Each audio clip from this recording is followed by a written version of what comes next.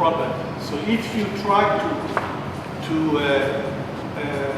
teach someone to agree with failure, you will fail, because the concept. Self-fulfilling prophecy. The concept is responsibility. And the problem in Europe is that to take a decision, you have layers of decision. If you take a small or a big companies, no one wants to take the responsibility of the decision. So you build into the cover your ass concept or syndrome. So you big companies or family companies.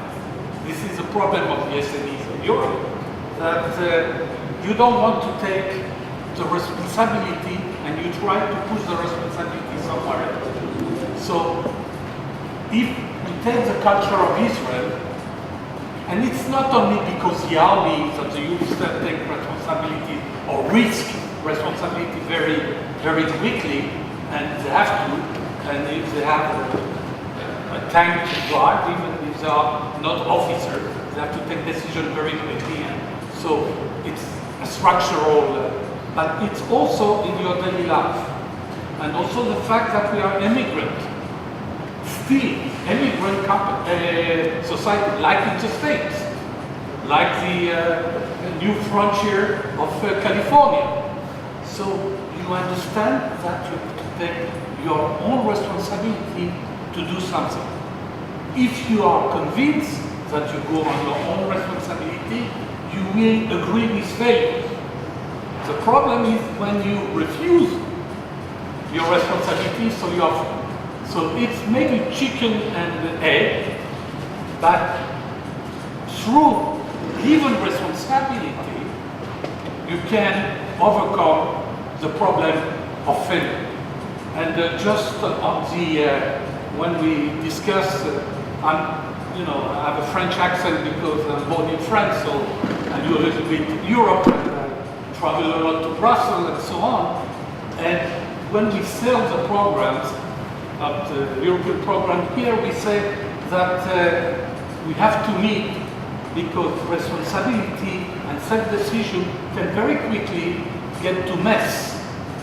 This is alles klar, in order, so you can't give to everyone to take decision in Germany. But in Germany, they know what is order. But sometimes when you do too much order, you are rigid. So the beauty of the program, and I have to say the programs, is to have the Israeli best with the German and European rigidity, and minus by minus is plus. So that's the idea, that of the program, that we can meet together and work together with our own strength. But I think that this idea of non-failure is because we are in immigration and we have to take risks if we want to build groups. Just add, thank you. There's indeed scientific evidence in Germany that immigrants become rather earlier entrepreneur and take their fate into their own hands, and which is interesting, and which also is like evidence there's that some of the Arab Israeli, the percentage is higher than amongst the average Israeli to excel and to become private entrepreneur.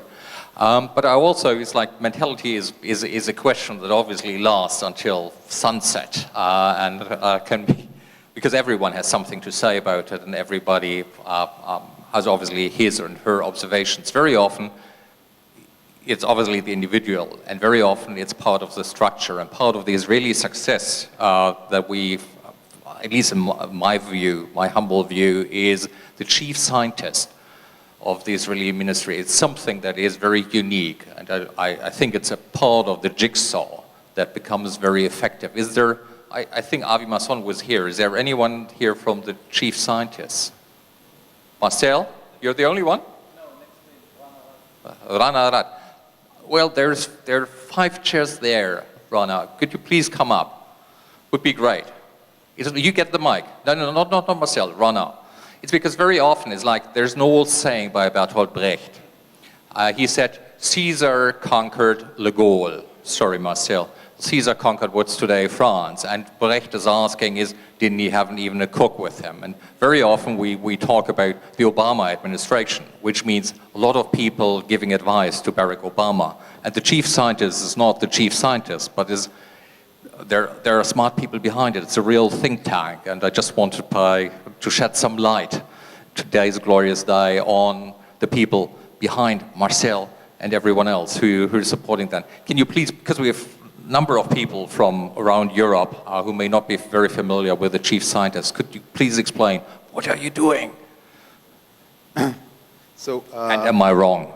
The concept of the chief scientist in Israel is actually to complement the private investment ecosystem, because in fact Israel is well known for the percentage of investment in R&D as percentage of the GDP, but most of that comes from private sources like VCs, angels, and especially big corporations. You know that in Israel there are many large international corporations that have offices in Israel.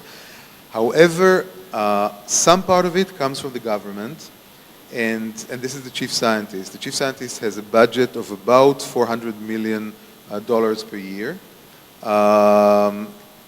There are about 40 different programs.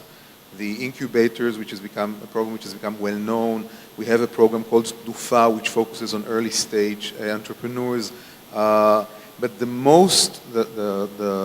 largest part of the 400 million goes to what is called the R&D fund, which actually every Israeli company, every company registered in Israel can apply to get a grant from that fund. And the important thing here is that when you look at the private investment sector, they are biased. VCs and angels are always interested in the flavor of the month, in something that's sexy, that will get them, high returns, obviously, because they are for profit. And the chief scientist is there to complement them, because if you have an excellent startups in the nanomaterials area, which is a very important area, no VC in Israel would invest in them. They're not your hip, cool mobile application or whatever, but the chief scientist does. He gives them grants, and you see this in materials, in biotechnology, which is always very difficult to digest for VCs, and many other interesting areas. So the importance of the chief scientist is to complement the private investment sector. Of course, there's a whole process of getting the grant, which you could go into in detail, and I always say that there are three strings attached. First, it's a partial grant, 30 to 50%. You have to show that you have the other part out of your own pocket. The second thing is that if you fail revenue-wise, you don't have to return the grant, but if you succeed, it becomes a loan, and you have to start gradually paying it over years. And actually 30% of the 400 million comes from repayments. And the third thing is there are limitations on getting the IP outside of Israel. So for example, when Google bought Waze, and they wanted to re-register the IP in the US, they had to pay a fine of, I think Waze got $1 million from the chief scientist, so Google paid $3 million as a fine. There's a formula. Since it was an acquisition of $1 billion, and since it's Google, it didn't matter a lot, but because it's government money, there are some implications. Any Israeli company can apply. More than 50% get grants. I mean, there's 120 freelance evaluators in all areas that actually come to evaluate you on your premises, and they write a report. But more than 50% of the companies get grants, and it's clearly one of the important driving forces behind the ecosystem. So, in a nutshell, that's the chief scientist. Thank you, Rana. I think I find these stories extremely helpful, and the work you do is extremely important for the entire ecosystem. Because to find the one girl that is lovely and sexy, sometimes easy, at least for most men. But to find those that may be overlooked and help them to give them a second life, that I think is very important. My neighbor is helping. There's a German Bank for Economic Aid, which is something started in 1971.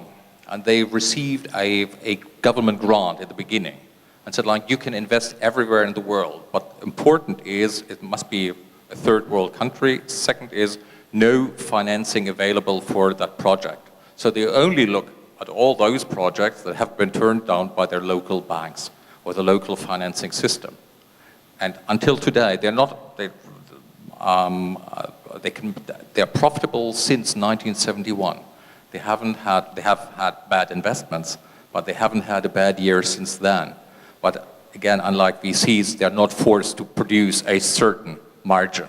They're not forced to produce high yield. They're produced to be productive. And I think that's a very good support for an ecosystem. And I think that's one of the issues, the institutions that Europe can probably learn. But Laszlo wanted to add something. He's the wisest of us all. And that's hopefully, I guess, the perfect final word.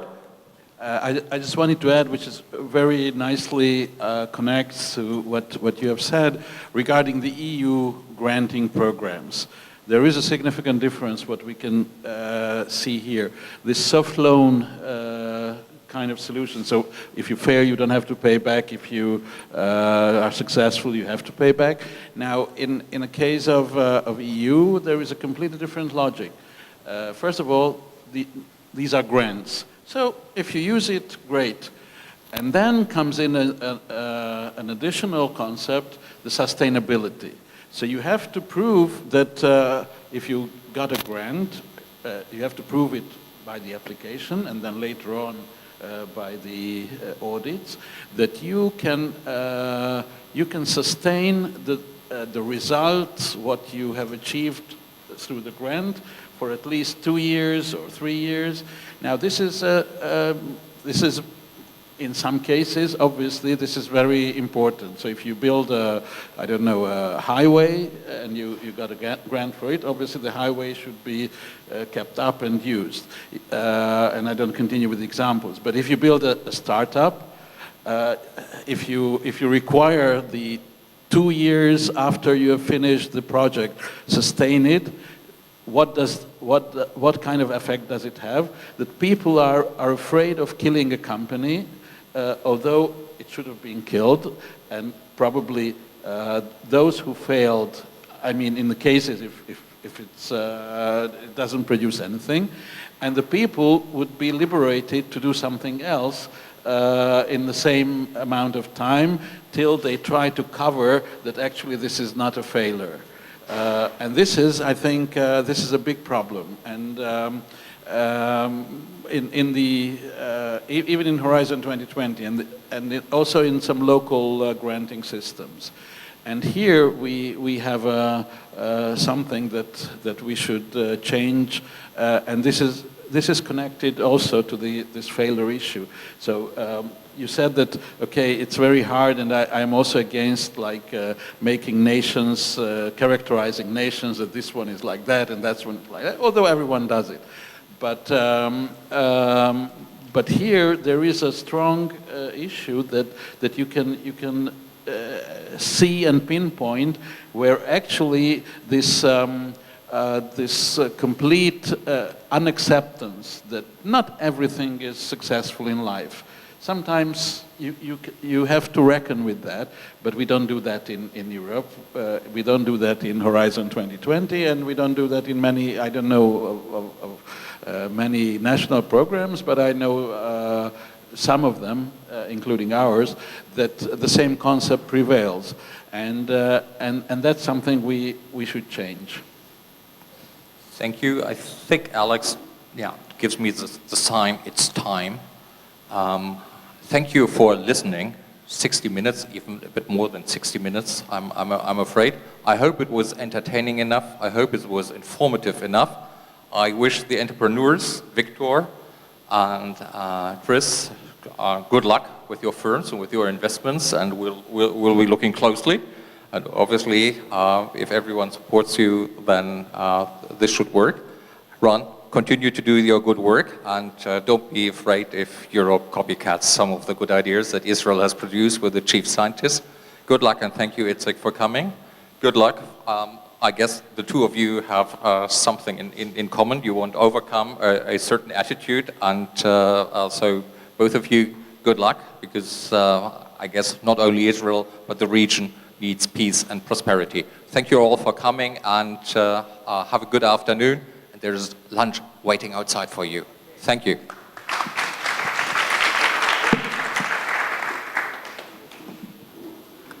Before you all go to lunch, you may have noticed that on the program from 3 till 4 or something, I've written wrap-up session. I assume most of you won't be around.